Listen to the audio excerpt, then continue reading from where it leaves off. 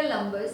Assignment 2 का second assignment का जो फर्स्ट पार्ट था विच वर टेक्स्ट बुक क्वेश्चंस वो हम ऑलरेडी कर चुके थे। अब हम स्विच करने वाले हैं एग्जाम्पलर क्वेश्चंस पे। काफी इजी हैं अगर आपने ट्राई किए होंगे तो। फर्स्ट क्वेश्चन कहता है right whether square of any positive integer. Question number 1 is square of any positive integer, किसी भी पॉजिटिव इंटीजर का square can be of the form 3m plus 2. Square of any positive integer is of the form 3m plus 2. Where m is a natural number, justify your answer. Where m is any natural number. अभी तक हम काफी questions कर चुके हैं ऐसे जहां पे आपको प्रूव करने के लिए कहता है prove that this number is even, prove that this number is odd, prove that this number is of the form 3m, 3m plus 1, 3m plus 2. ये इस तरीके के हम काफी क्वेश्चंस कर चुके हैं। इसमें बेसिक क्या था, आपको ये फाइंड करना होता है, मेन चीज इस क्वेश्चन की आपको ये चेक करना है कि b की वैल्यू आपको क्या लेनी है। अब आप यहाँ पे आएंगे, आपका नंबर किस फॉर्म का होना चाहिए, 3m plus 2। 3m plus 2 का फॉर्म तभी बनेगा जब मैं b को लूंगी 3। तो देखने से समझ आ रहा है कि b की वैल्यू आपको क्या लेनी है, 3। चलिए, late a be any real positive number, a be any positive integer, positive integer की बात हुई है। Let a be any positive integer which is of the form, किस फॉर्म का है a is equals to bq plus r, where b की value क्या लेनी है, b is equals to 3। अगर b की वैल्यू 3 होगी तो a डिपेंड करता है b क्या है, रिमाइंडर क्या है। अब now if b is equals to 3 then remainder आपको हमेशा पता है according to Euclid's division lemma, remainder is always greater than equal to 0 but remainder is always less than b। ये कंडीशन आपको कभी भी नहीं भूलनी है। So what are possible options of remainder, so remainder will be equal to या तो 0 होगा, रिमाइंडर हमेशा या तो 0 के बराबर होगा, 0 से बड़ा होगा, 0, 1 एंड 2। तो b तो हमेशा फिक्स रहेगा, 3 है। रिमाइंडर के कितने ऑप्शंस आ जाएंगे, there are 3 possible values remainder की।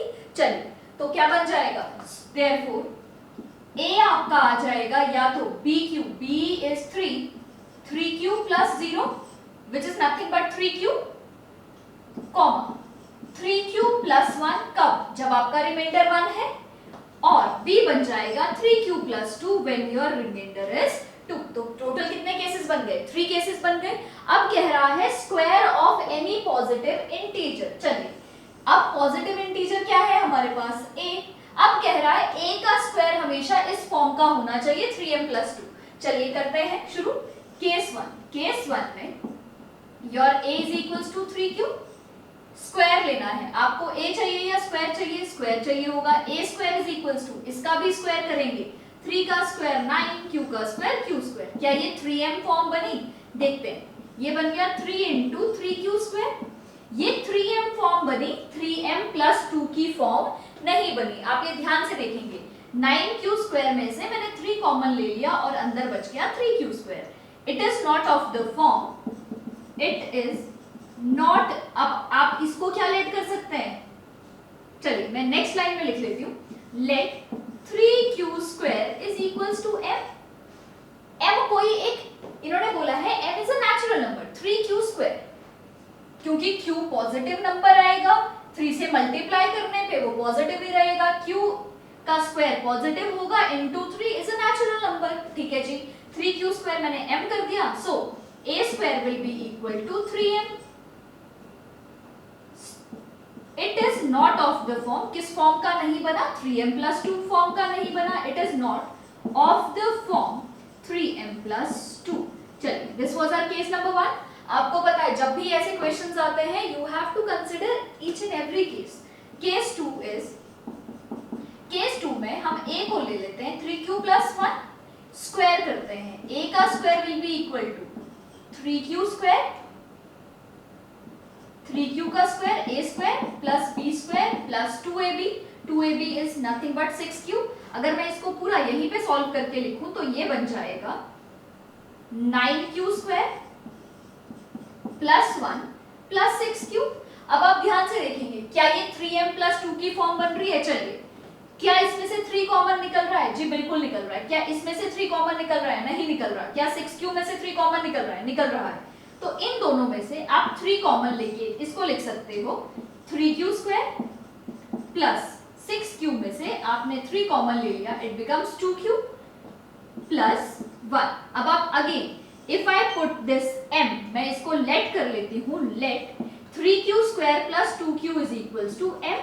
तो ये बन जाएगा हमारा 3m प्लस 1 की फॉर्म। आपको क्या चाहिए? 3m प्लस 2 की form. It is not of the form, it is not of the form, किस फॉर्म का नहीं है? 3m प्लस 2 फॉर्म का नहीं है। चलिए, अब हमारा लास्ट केस रहता है। लास्ट केस क्या है? 3q प्लस 2 का केस। चलिए उसको भी बना के हम देख लेते हैं। केस 3 इज, ऑल्दो ये क्वेश्चन करवाने की भी जरूरत नहीं है, बट फिर भी आप देख लें, 3q प्लस 2 आपको स्क्वायर चाहिए, क्योंकि क्वेश्चन में बोला हुआ है square of any positive integer. हर चीज का हिंट आपको क्वेश्चन से मिल रहा है, कुछ भी मुश्किल चीज नहीं है, बस आपको यूक्लिड डिस्ट्रीब्यूशन लेमा यूज करना है और क्या कॉमन निकालना है वो देखना है। a square is equals to 9q square plus 2 square is nothing but 4 plus 3 2 6 12। ये बन गया हमारा a स्क्वायर। अब ध्यान से देखेंगे, क्या इसमें से 3 कॉमन निकल रहा है? इसमें से निकल रहा है, इसमें से निकल रहा है, but 4 can be written as 3 plus 1। चलिए, हमने क्या किया? 9q square plus 12q plus 4 को हमने ब्रेक करके लिखा 3 प्लस 1। अब इन तीनों में से आप कॉमन निकाल सकते हैं 3। अब ध्यान रखेंगे, जब भी आपके पास कोई ऐसा इंटीजर आए विच इज ग्रेटर देन 3 और which is greater than b, आप उसको इस तरीके से तोड़ देंगे कि एक हिस्सा उसका मल्टीपल बन जाए और दूसरा जो रिमाइंडर बचे, जो +1 या +2 बचे, that is always less then p, क्योंकि यूक्लिड डिस्ट्रीब्यूशन लेमा यही कहता है। कभी भी ऐसा नहीं होगा कोई नंबर इस फॉर्म का बनेगा 3q प्लस 4, कभी भी नहीं बनेगा। It will always be 3q plus 1, 3q plus 2।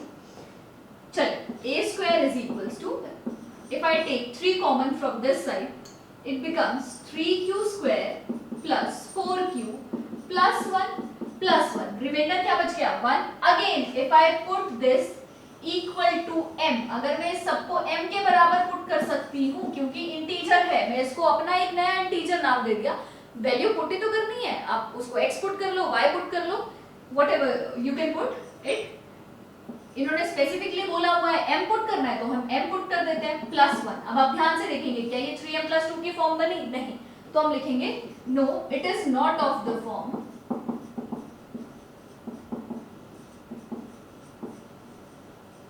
3m plus 2।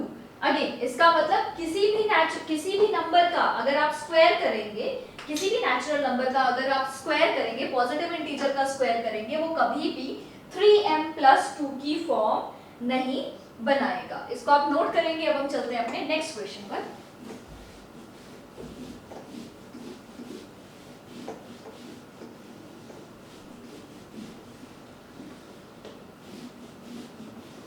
Next question कहता है,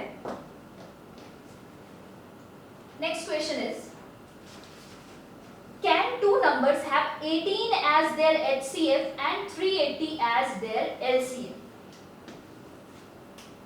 क्वेश्चन है, क्या दो नंबर्स का HCF of two numbers is equals to 18 and LCM of two numbers, क्या ये दोनों नंबर सेम है? जी बिल्कुल, दो सेम नंबर्स की बात हो रही है। If HCF of two numbers is 18 and HCF of the same to numbers is 380, तो पूछ रहा है क्या ये चीज पॉसिबल है? आप कैसे पता करेंगे ये पॉसिबल है भी या नहीं? हमेशा एक चीज याद रखेंगे, if there are two numbers और उनके आपको HCF और LCM गिवन है, तो always remember HCF of two numbers is always a factor of LCM of those two numbers. यहां पे लिख रही हूं, HCF of two given numbers is always a factor always a factor का मतलब अगर आप LCM डिवाइडेड बाय HCF करें तो वो उसको कंप्लीटली डिवाइड करेगा. HCF of two given numbers is always a factor of LCM of the given number.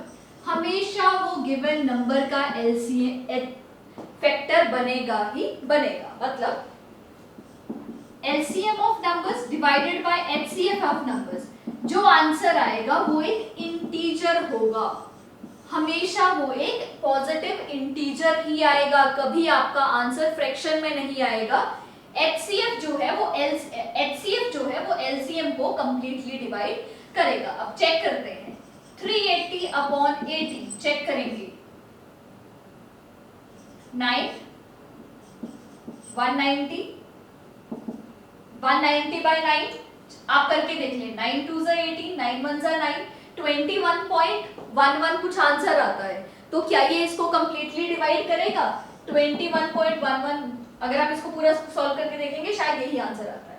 तो अब आपको पता चला LCM जो है वो कंप्लीटली डिविजिबल नहीं है HCF का. मतलब HCF is not a factor of LCM. So HCF of two numbers is equals to 18 and LCM of two numbers is equals to 380 is not possible. ये पॉसिबल नहीं है. आपको सिर्फ डिवाइड करके देखना है. अगर आपको आ गया मल्टीपल चॉइस क्वेश्चन कि आपको सिर्फ टिक करना है, आपने HCF डिवाइडेड बाय LCM करके देखना है. अगर कंप्लीटली डिवाइड कर रहा है तो वो केस पॉसिबल है, अदरवाइज वो पॉसिबल नहीं है. चलिए अब चलते हैं अपने नेक्स्ट क्वेश्चन पे, which is question number third question कहता है, आप जल्दी से इसको नोट कर लेंगे फिर हम थर्ड क्वेश्चन पे चलते हैं.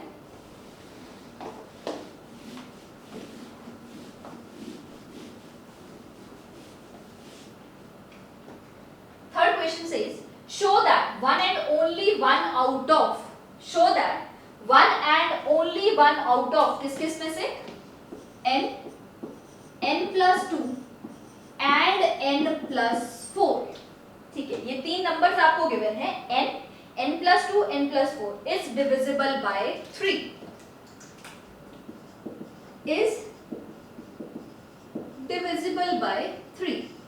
कह रहा है कि इन तीनों में से n plus 2 और n plus 4 में से सिर्फ एक होगा जो 3 से डिविजिबल होगा. Where n is any positive integer.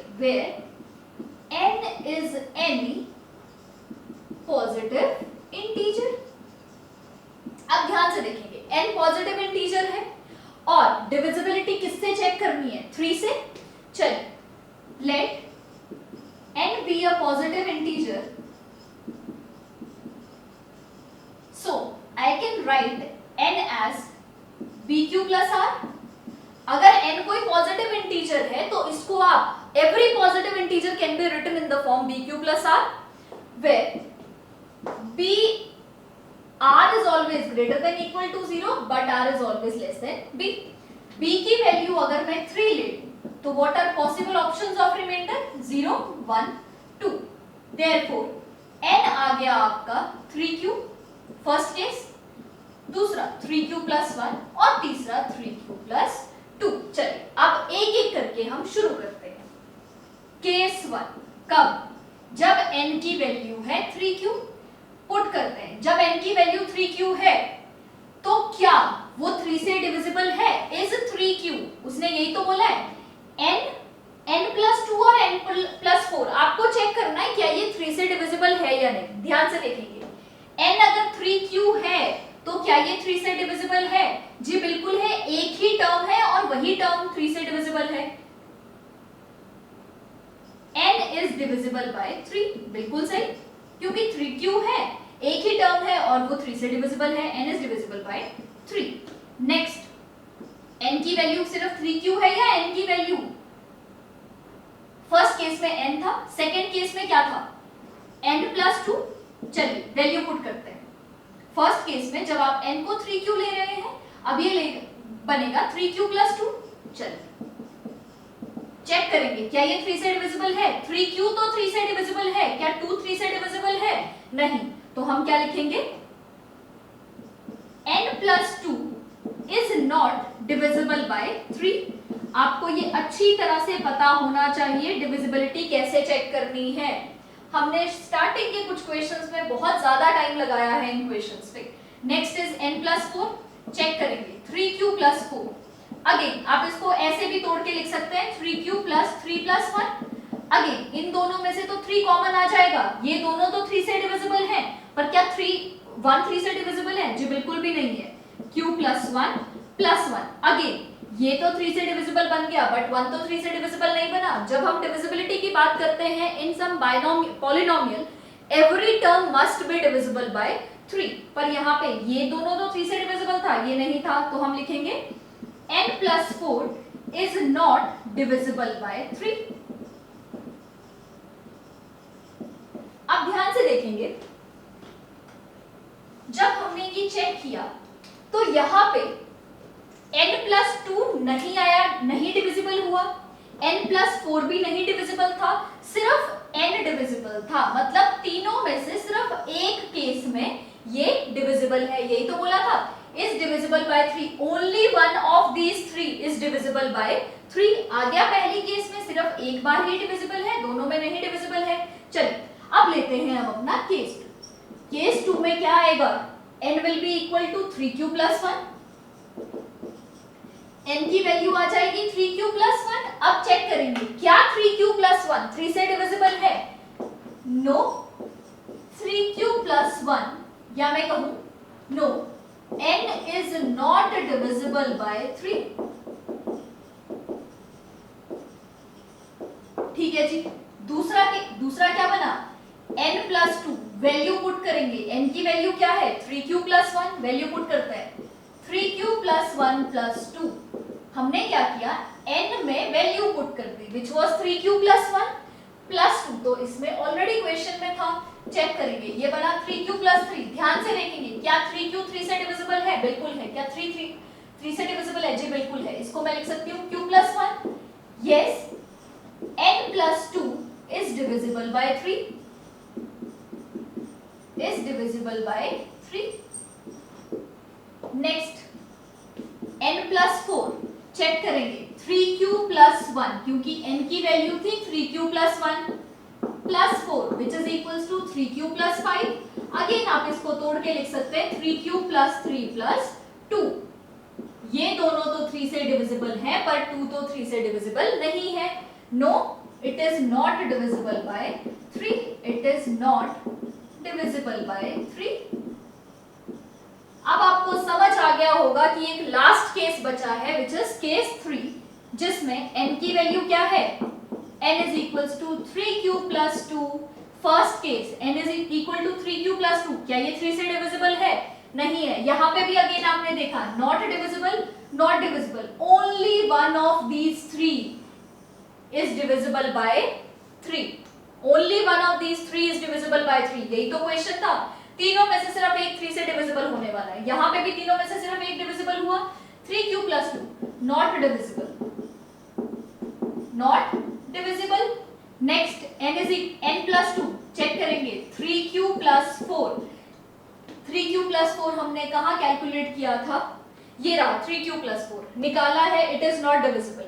मैं सीधा लिख रही हूँ नॉट डिविजिबल, क्योंकि सीधा आपको देख के पता चल रहा है 3q is divisible by 3 but 4 is not divisible by 3। चाहे आप ब्रेक करके 3 + 1 लिख लो, कोई फर्क नहीं पड़ रहा, but it is not divisible। Next is n+4, 3q + 2, क्योंकि n की वैल्यू इज 3q + 2, 3q + 2 + 4, ये बन गया 3q + 6। 3q is divisible by 3 and 6 is again divisible by 3, इसको मैं लिख सकती हूँ q + 2, yes it is divisible by 3, it is divisible by 3। तो आपको देख के समझ आ गया होगा कि हर केस में, हर बार तीनों में से there is only one number which is divisible by 3, not divisible, not divisible, सिर्फ n+4 divisible है, n divisible नहीं है, n+4 divisible नहीं है, only n+2 is divisible। n+2 divisible नहीं था, n+4 डिविजिबल नहीं था, ओनली n वाज डिविजिबल। तो इससे जो हमारा क्वेश्चन है वो बड़ा इजीली हमारा क्लियर हो जाता है। चलिए आप इसको जल्दी से नोट करेंगे, फिर हम चलते हैं अपने फोर्थ क्वेश्चन पर।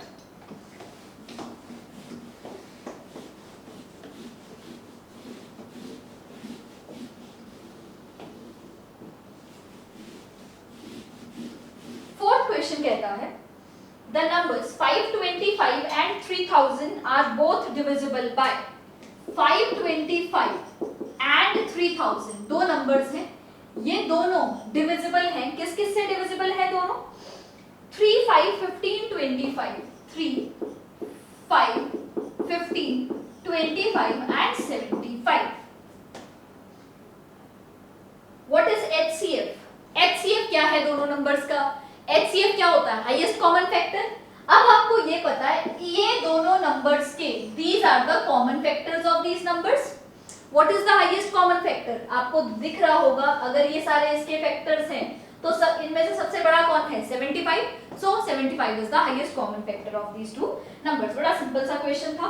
Next, explain why 3 into 5 into 7 3 into 5 into 7 plus 7 is a composite number.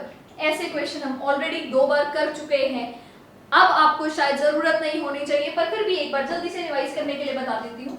आपको बेसिकली इसमें बीच में प्लस साइन लिखना होता है, प्लस साइन आपको मिल गया। उसके बाद यू हैव टू चेक कौन सा नंबर है जो आप कॉमन ले सकते हैं। एक ये है और दूसरा ये है। Plus sign segregate these two terms. आपको बेसिकली सबको मल्टीप्लिकेशन में लेके आना होता है, क्योंकि what is definition of composite numbers? Any number which can be written as product of prime, those are composite numbers. अगर इसको composite प्रूव करना है तो सबको मल्टीप्लिकेशन में लेके आना पड़ेगा, पर यहाँ पे प्लस है तो हम क्या करते हैं? 7 कॉमन ले लेते हैं, क्योंकि 7 दोनों में है। 3 into 5 plus 1, 3 into 5 7 already common आ गया, प्लस 1 7 into 3 into 5 15 plus 1 16। 16 को आप ब्रेक करके लिख देंगे 2 into 2 into 2। अब 7 into 2 raised to power 4। अब 7 is a prime number, 2 raised to power 4, 2 is also a prime number. तो this number can be written as product of primes, so this is a composite number. बड़ा simple सा question था। Next चलते हैं। Next is multiple choice question for some integer n। आपके पास कोई integer है n, every even integer is of the form. अगर आपके पास कोई इंटीजर है n तो हर एक इवन इंटीजर किस फॉर्म का होगा? याद रखना, कोई भी नंबर इवन बनाने के लिए always multiply with 2 to make any number even. Multiply the number with 2, बड़ा सिंपल सा फैक्टर है। Multiply the number with 2। If I want to make m even, m को इवन बनाने का तरीका 2 से मल्टीप्लाई कर दो, 2 into m इज इवन। मैं कह रही हूं आपके पास नंबर है n नंबर है, तो n को मल्टीप्लाई कर दो 2 के साथ, 2n is even. Every number, कोई भी नंबर जो 2 से मल्टीप्लाई होता है वो इवन बन जाता है। ट्राई करके देख लो। 17 is odd number, 17 into 2 34 even बन गया। 18 इज ऑलरेडी इवन, 18 2 36 इवन बन गया। किसी भी नंबर को आप 2 से मल्टीप्लाई करते हो नंबर हमेशा इवन आता है। इसीलिए जब भी हम कभी भी इवन नंबर लेट करते हैं तो आप ऐसे लेट करते हो, let's take any even number which is equal to 2n, क्योंकि 2 से मल्टीप्लाई होकर हर नंबर इवन बन जाता है। तो आपका 6th क्वेश्चन जो है उसका correct part is C option 2m। 7th question कहता है for some integer q every odd integer is of the form. अगर q है, आपको ऑड बनाना है। ऑड बनाने का बड़ा सिंपल सा तरीका है। इवन कैसे बनता है? 2 मल्टीप्लाई करके इवन बन जाता है। अगर मैं कह रही हूं 18 को ऑड बनाओ, 18 को ऑड बनाने के लिए आप उसमें +1 कर दोगे या -1 कर दोगे।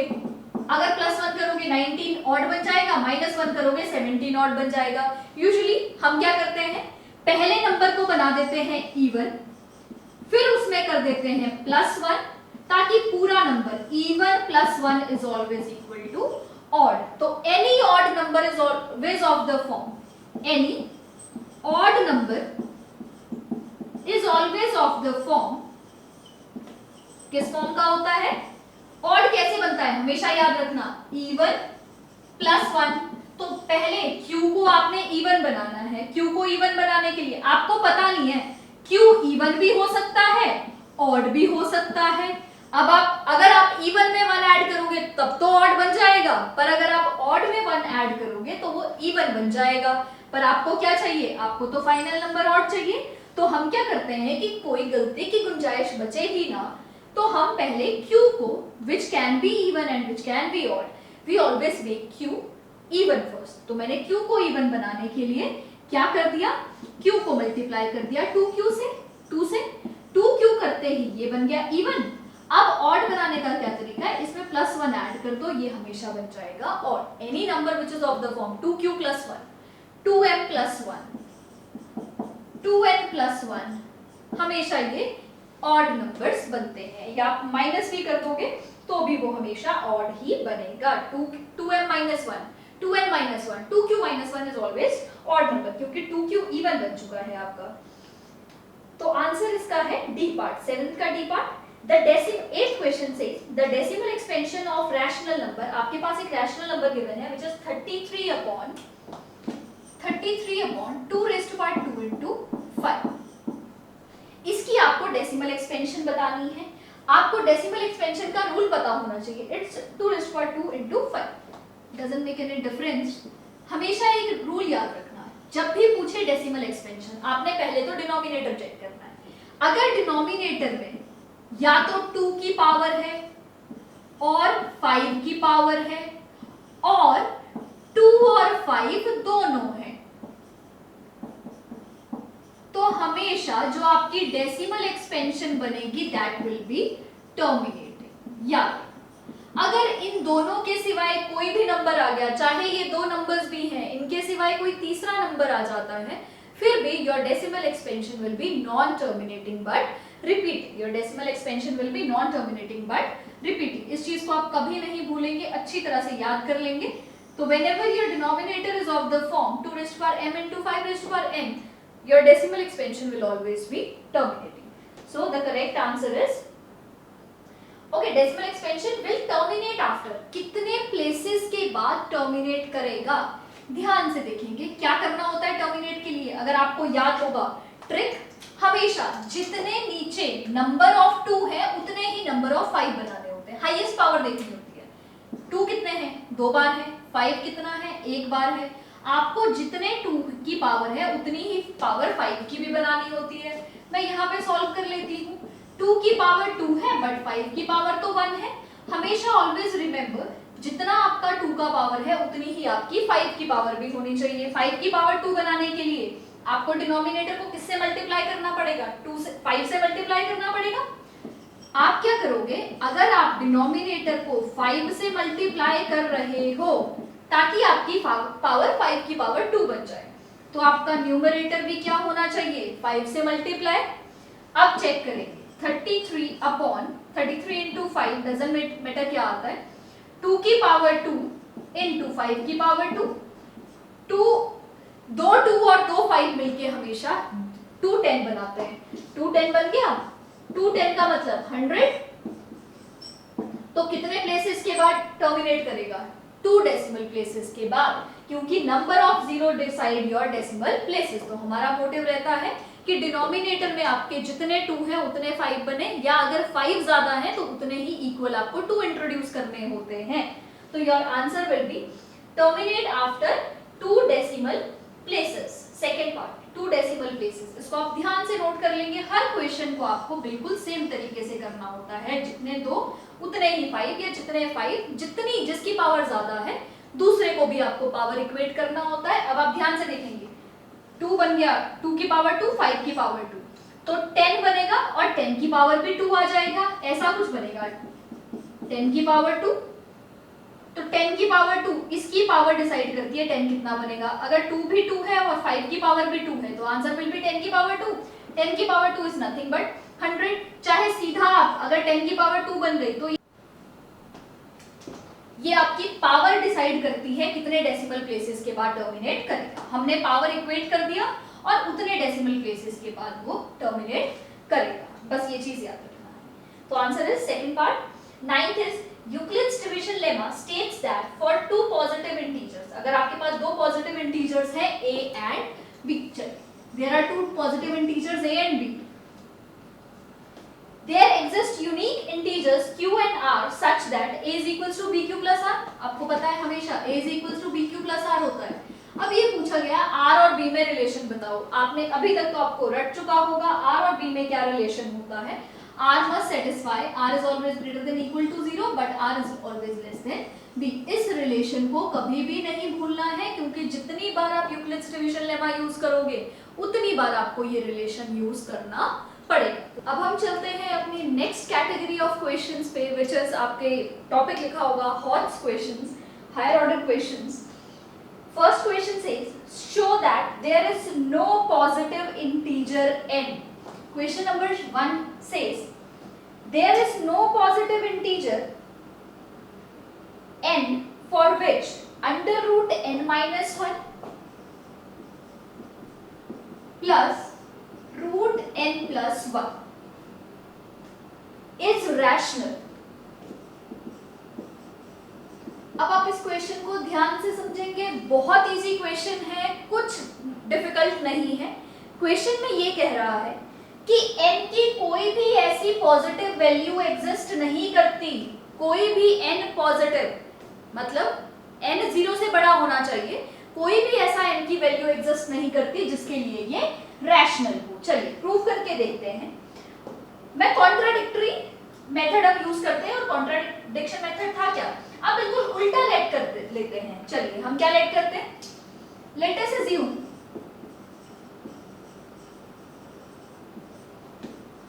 That there exist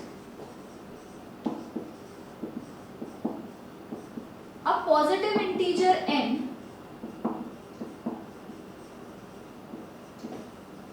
for which, जिसके लिए under root n plus under root n minus 1 plus under root n plus 1 is rational. हम contradictory method, contradiction method use कर रहे हैं, तो हमने ये मान लिया कि कोई एक ऐसा नंबर n एग्जिस्ट करता है जिसके लिए ये जो नंबर है under root n minus 1 plus under root n plus 1 is rational. अगर ये रैशनल है तो मैं लेट कर लेती हूँ। सो root n minus 1 a upon b, where b is not equal to 0 and a comma b both are integers। चलिए both are let's say positive integers। चलिए अब इसके बाद हम शुरू करते हैं। अब मैं आपको इस क्वेश्चन की सबसे दिक्कत क्या आएगी इस क्वेश्चन में वो देखते हैं। सपोज मेरे पास नंबर गिवन है अंडर रूट n प्लस 1, ये पूरा का पूरा नंबर रैशनल कब होगा, क्या कंडीशन होगी इसके रैशनल होने की। अगर आप अभी तक आपको रैशनल नंबर इरैशनल नंबर का कंसेप्ट क्लियर है तो आपको ये पता होगा कि ये नंबर रैशनल तब होगा जब ये पूरा नंबर जो है, ये नंबर रैशनल कब होगा, जब ये पूरा n प्लस 1 जो है that will be a perfect square number. जब n plus 1 is a perfect square number, उसी केस में ये जो हमारा n प्लस 1 है वो रैशनल बनेगा। चलिए ठीक है, और same goes for n minus 1। n minus 1 भी तभी रैशनल बनेगा जब आपका n under root of n minus 1 तभी रैशनल होगा जब आपका n माइनस 1 जो है this complete number is a perfect square number. This complete number is a perfect square number. बड़ा क्लियर कंसेप्ट है। चलिए स्टार्ट करते हैं। अभी आपको ये नहीं पता what is value of under root n plus 1 and what is value of under root n minus 1। The first step is we will calculate the value of n plus 1 and n minus 1। वो calculate करने के लिए हम यहीं से शुरू करते हैं। हम क्या करेंगे, लेट्स से मैं इसको फिर से लिख लेती हूँ। ये है under root n minus 1 plus under root n plus 1 is equals to a by b। इसको मैं नंबर 1 मान लेती हूँ फर्स्ट इक्वेशन।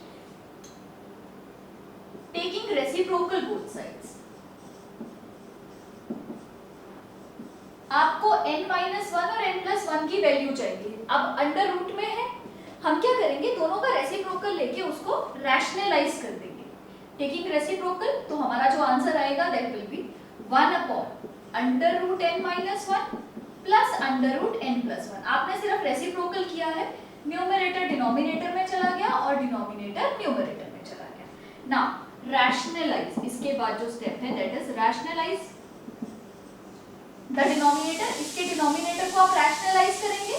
जब आप इसके डिनोमिनेटर को रैशनलाइज करेंगे, आपको पता है रैशनलाइज का मतलब होता है रैशनल नंबर बनाना। अगर ये इरैशनल है तो रैशनल बनाने के लिए हम क्या करते हैं, डिनोमिनेटर को, सेम डिनोमिनेटर को मल्टीप्लाई और डिवाइड करते हैं but by using different sign. ये जो साइन है ये बदल जाएगा, प्लस की जगह माइनस आ जाएगा। तो हम क्या करते हैं 1/√n-1 plus √n-1 plus 1 into, अब जो मल्टीप्लिकेशन होगा वहां पे सिर्फ ये जो प्लस साइन है वो माइनस में कन्वर्ट हो जाएगा। ये बन जाएगा √n-1 minus √n+1 upon √n-1 minus √n+1। ये हो जाएगी इसकी रैशनलाइज।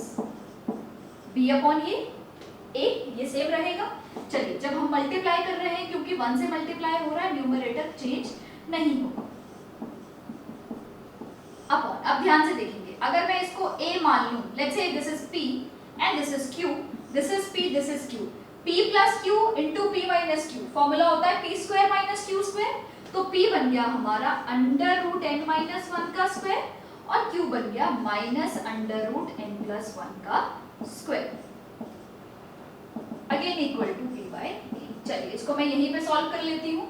n-1 माइनस n+1, ठीक है जी, न्यूमरेटर यही रहेगा √n-1 minus √n+1 upon denominator में क्या बन जाएगा, n-1 का स्क्वायर, रूट से स्क्वायर कैंसिल हो जाएगा, ये बन जाएगा n-1, दिस इज माइनस, और ये बन जाएगा n+1। अगर मैं इसका ब्रैकेट यहीं पे ओपन कर दूं तो इस माइनस की वजह से जो n पहले प्लस था वो माइनस बन जाएगा और जो पहले प्लस था वो माइनस बन जाएगा। n और n दोनों कैंसिल हो जाएंगे, ये बन जाएगा b अपॉन a। अब चलिए, √n-1 माइनस √n+1 अपॉन -2 बन गया,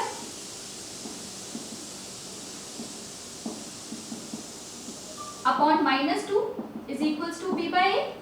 ये -2 इधर जाके मल्टीप्लाई हो जाएगा, इसको मैं सीधा यहाँ से हटा रही हूँ, ये बन जाएगा -2b अपॉन a, या मैं इसको यहाँ नहीं रखती हूँ, ये -1 बन गया। अब ये माइनस डिनोमिनेटर का न्यूमरेटर को चेंज कर देगा, और कैसे चेंज करेगा ध्यान से देखेंगे।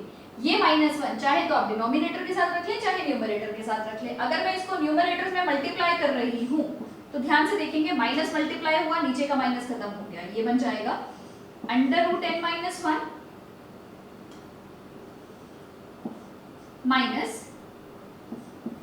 √n+1 अब is equals to 2b by a। ध्यान से चेक करेंगे, ये माइनस की वजह से ये ऑलरेडी जो प्लस में था ये माइनस बन जाएगा और जो माइनस था वो प्लस बन जाएगा। तो हमारा जो फाइनल आंसर आएगा that is √n+1 minus √n-1 is equals to 2b by a। अभी आप ध्यान से देखेंगे, आपको वैल्यू किसकी कैलकुलेट करनी थी, √n+1 और √n-1, पर आपकी वैल्यू अभी किसी भी चीज की कैलकुलेट नहीं हुई है। Let's say this is equation number 2। अब आपको वैल्यू निकालनी है √n+1 और √n-1 की। उसके बाद हम क्या करेंगे, लेट्स से एडिंग 1 एंड 2, मैं 1 और 2 को ऐड कर लेती हूँ, इसको और इसको ऐड करते हैं, ध्यान से देखते हैं। 1 ये है, तो 1 को ऐड करने पे √n-1 प्लस √n+1, इसको भी ऐड करेंगे, plus √n+1 minus √n-1 is equal to, ये बन जाएगा 2b by a plus a by b। अब आप जब इसको ध्यान से देखेंगे, √n-1 √n-1 दोनों एक प्लस में एक माइनस में कैंसिल हो जाएगा, under root n plus one, under root n plus one, दो क्वांटिटी है विच आर सेम, तो ये बन जाएगा 2 under root n plus one is equals to, अगर आप इसका एलसीएम लेंगे तो आपको ये बन जाएगा 2b square plus a square upon ab। ये 2 इधर मल्टीप्लिकेशन में है, आपको अंडर वैल्यू जो कैलकुलेट करनी है वो आपको 2 under root n plus one की नहीं कैलकुलेट करनी है, आपको वैल्यू कैलकुलेट करनी है under root n plus one की। Under root n plus one की जो वैल्यू आएगी दैट विल बी, ये 2 इधर मल्टीप्लाई हो रहा था इधर डिवाइड हो जाएगा, ये बन जाएगा 2b square plus a square upon 2ab। ठीक है जी, तो हमारी पहली वैल्यू निकल गई which is under root n plus one. ध्यान से आप इसको नोट करेंगे, let's say this is number 3। अब आपको वैल्यू कैलकुलेट करनी है under root n minus one की। चलिए under root n minus one की वैल्यू भी बिल्कुल ऐसे ही कैलकुलेट करेंगे, पर उसके लिए करेंगे सब्ट्रैक्टिंग 1 फ्रॉम 2 या 2 फ्रॉम 1, जैसे मर्जी आप कर लो, कोई फर्क नहीं पड़ रहा है। 2 को 1 से सब्ट्रैक्ट करते हैं, ये बन गया under root n minus one plus under root n plus one. अब मैं 1 में से 2 को सब्ट्रैक्ट कर रही हूं, जब ये सब्ट्रैक्शन में आएगा तो माइनस होगा, क्योंकि ये माइनस साइन बाहर था तो ये माइनस बन जाएगा, ये बन जाएगा minus root n plus one, और जो माइनस था वो बन जाएगा plus root n minus one, n plus one minus n plus one positive, और सब्ट्रैक्टिंग 2 फ्रॉम 1 ये बन जाएगा a upon b minus 2b by a। चलिए कैलकुलेट करते हैं, ये बन जाएगा 2 times root n minus one is equals to, solve करेंगे ये बनेगा a square minus 2b square upon ab।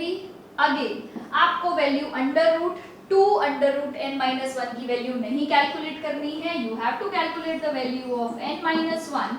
तो n माइनस वन की वैल्यू आ जाएगी a square minus 2b square upon 2a। अब आप ध्यान से इन दोनों वैल्यूज को चेक कर लेंगे। अब ध्यान से अब देखो इन दोनों वैल्यूज की तरफ, n under root n plus one की वैल्यू आई 2b square plus a square upon 2ab। a भी इंटीजर है, b भी इंटीजर है, a भी इंटीजर है, b भी इंटीजर है, सारे इंटीजर, 2 और 2 तो इंटीजर है ही है। जब सारे इंटीजर आपस में प्लस माइनस मल्टीप्लाई डिवाइड हो रहे हैं, final answer will be N integer. और अगर फाइनल आंसर इंटीजर हुआ, इसका मतलब ये क्या बना, रैशनल नंबर बना। चलिए दिस इज 3, इसको you can number it as 4। चलिए यहां से आप ये नोट कर लेंगे, फिर हम यहां पे इसको क्वेश्चन को कंटिन्यू करते हैं।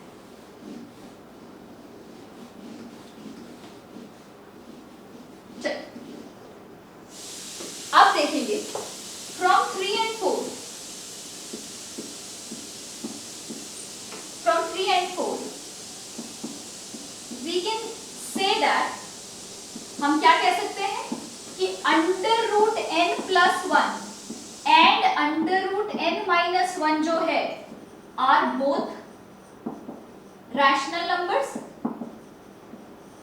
रैशनल नंबर क्यों है, मैंने आपको बताया है, a भी इंटीजर है, b भी इंटीजर है, a इंटीजर, b इंटीजर, 2 भी इंटीजर, तो ये साइड अगर रैशनल होगी, ये पूरी साइड रैशनल बन गई ना, अगर ये पूरी साइड रैशनल बन गई तो ये भी रैशनल होगा। सेम गोज फॉर दिस, ये पूरी साइड रैशनल है तो ये भी रैशनल बन गया। तो 3 और 4 से हमने ये कंक्लूड किया, ये हम बोल सकते हैं कि under root n plus one and under root n minus one both are rational numbers. अगर ये दोनों रैशनल नंबर्स हैं तो ये सिर्फ कब पॉसिबल है, this is possible only when, this is possible only, कब पॉसिबल होगा, अभी मैंने आपको बताया था कि ये बात सिर्फ तब पॉसिबल होगी जब n प्लस वन, यहां पे हमने लिखा है जब n plus one and n minus one, बिना रूट के, बिना रूट लिए n प्लस वन और n minus one both are perfect square numbers, perfect square numbers. ये सिर्फ कब पॉसिबल होगा जब n प्लस वन और n माइनस वन दोनों परफेक्ट स्क्वायर नंबर्स होंगे। बिल्कुल सही है, बट आप एक चीज ध्यान से देखेंगे। चलिए n प्लस वन और n माइनस वन में डिफरेंस कितना है, now we will calculate difference between n plus 1 and n minus 1. ध्यान से देखते हैं, n plus 1 minus n minus 1 तो वो प्लस बन जाएगा। दोनों के बीच कितने का डिफरेंस है? 2 का डिफरेंस है। क्या कोई भी परफेक्ट स्क्वायर नंबर्स के बीच 2 का डिफरेंस है? आप लिस्ट बना लो परफेक्ट स्क्वायर नंबर्स की, क्या होती है? First perfect square number is 1, then is 4, then is 9, then 16, 25, 36, 49 and this difference keeps on increasing. ये डिफरेंस बढ़ता ही जाता है। तो मिनिमम जो डिफरेंस है दो परफेक्ट स्क्वायर नंबर के बीच वो 3 का है, then is 5, उसके बाद 7 और उसके बाद ये डिफरेंस बढ़ता ही जाता है। तो हमको क्या पता चला जब हमने दोनों इन नंबर्स के बीच डिफरेंस कैलकुलेट किया, ओरिजिनली एक्चुअली ये n+1 और n-1 दोनों परफेक्ट स्क्वायर नंबर होने चाहिए थे। परफेक्ट स्क्वायर नंबर मतलब इस लिस्ट में से कोई 2 नंबर्स होने चाहिए थे, पर ये कब पॉसिबल होगा? जब इन दोनों के बीच का डिफरेंस एटलीस्ट 3 होगा, पर ये डिफरेंस कितना आ रहा है? 2। Now we will calculate difference between n+1 and n-1 which is 2। So the least difference between two perfect square numbers, least difference जो दो परफेक्ट स्क्वायर नंबर्स के बीच होता है वो है 3। सो n+1 and n-1 are not perfect square numbers. Therefore we can say that, तो हम क्या बोल सकते हैं? अब जब है ही नहीं कोई ऐसे नंबर तो हम क्या बोल सकते हैं? There does not exist any value, any positive integer n for which this is rational number. So we can say that there is no positive integer n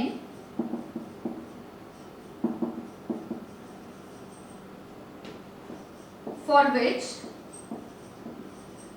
under root n+1 plus under root n-1 are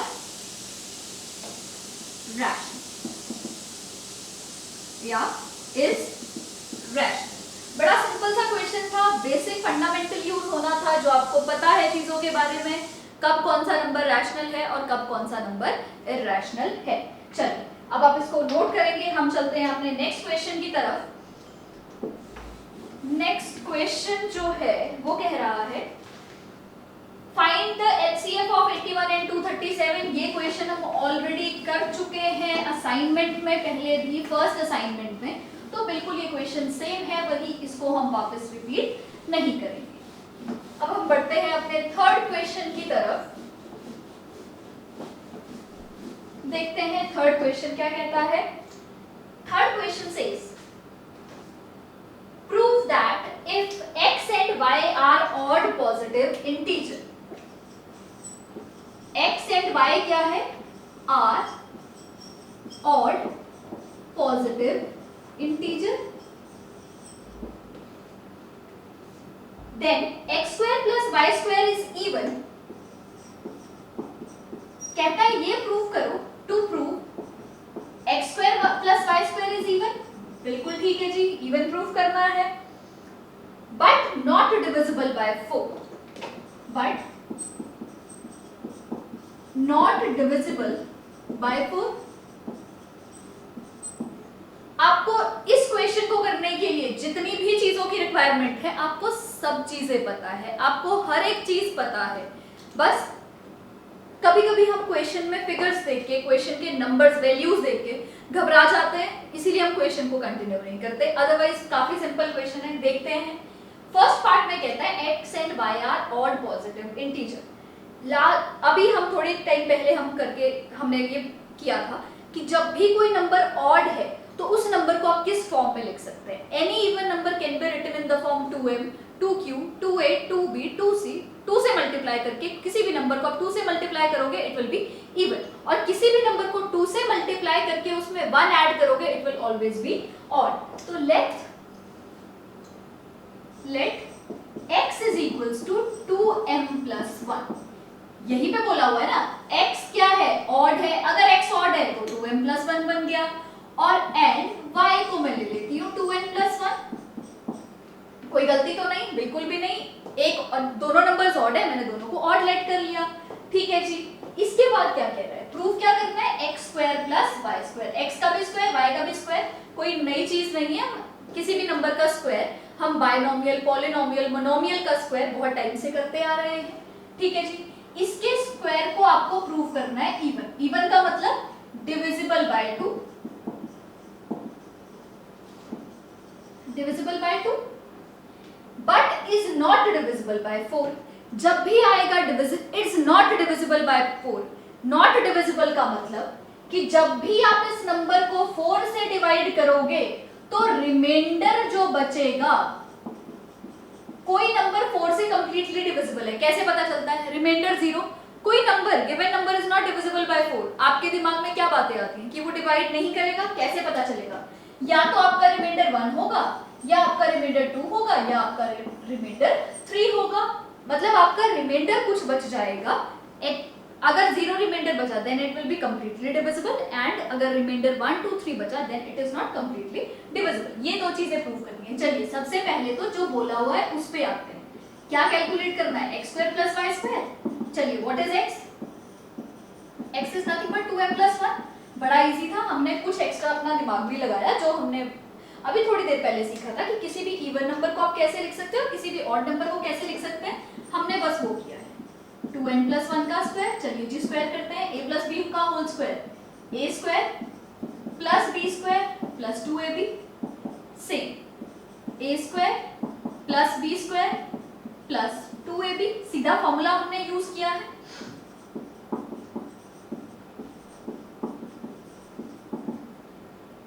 four M square 4, इनमें से 4 common निकल सकता है, आप सबको इकट्ठे लिखेंगे, 4m square plus 4n square, पहले ये इकट्ठे, plus 4m plus 4n, 1 plus 1 is 2 plus 2। चलिए मैंने 4 कॉमन ले लिया और बचा क्या, m square plus n square plus m plus n plus 2। अब आप एक चीज ध्यान से नोट करेंगे, अगर मैं इसको लेट कर लूं, ये कुछ ऐसा फॉर्म बन गया, 4 divided by 4 multiplied by a number q, m and n जो है मैं यहां पे मेंशन कर देती हूं, where m and n are positive integers.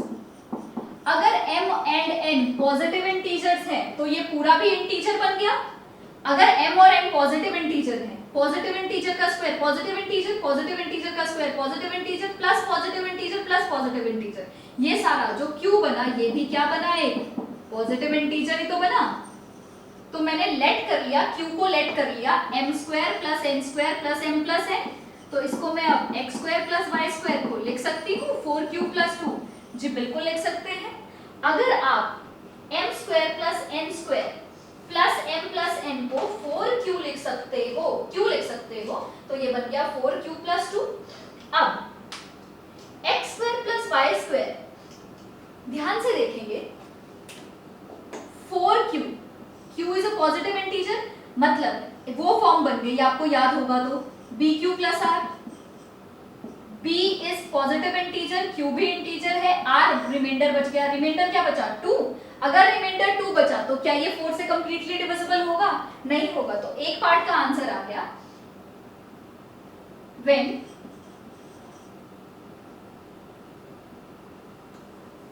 इस पार्ट में हम लिखेंगे now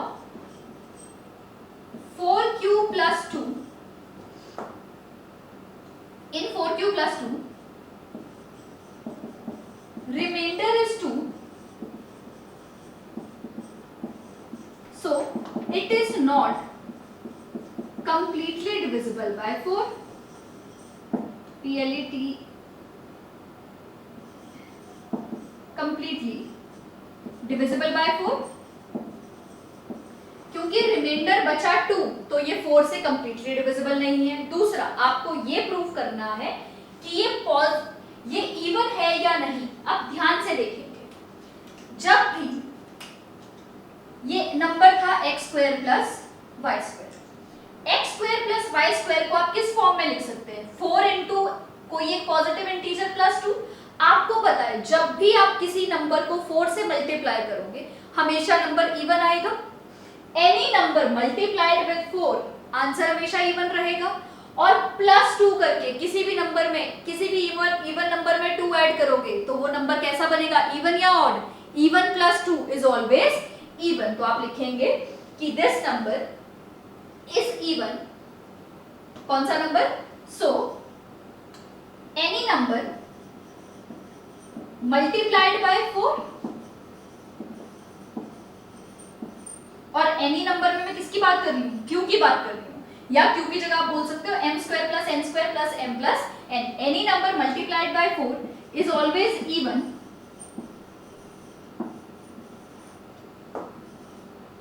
and when we add 2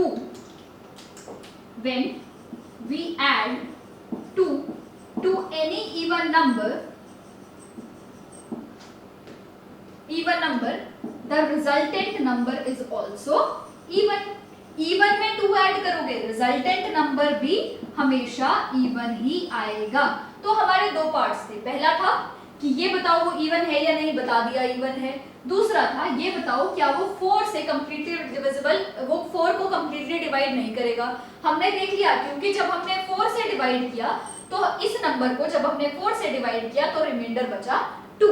इस नंबर को जब हमने 4 से डिवाइड किया तो रिमाइंडर 2 बचा। रिमाइंडर 2 तभी बचेगा 4 से डिवाइड करने पे अगर वो कंप्लीटली डिविजिबल नहीं होगा। बड़ा सिंपल सा कंसेप्ट था, बड़ा सिंपल सा क्वेश्चन था। अब जल्दी से नोट करेंगे। अब हम चलते हैं अपने नेक्स्ट क्वेश्चन पर।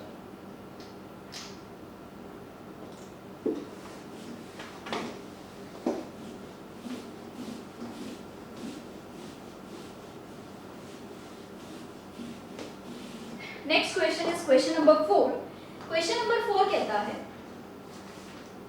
An army contingent of 616 members. Contingent होता है बेसिकली ग्रुप ऑफ मेंबर्स, एक ग्रुप बना है जिसमें काफी सारे मेंबर्स हैं। तो आर्मी कंटिंजेंट है जिसमें 616 मेंबर्स हैं, is to march behind an army band of 32 members. Contingent पीछे चलेगी और उनके आगे चलेगा आर्मी का एक बैंड जिसमें 32 मेंबर्स हैं।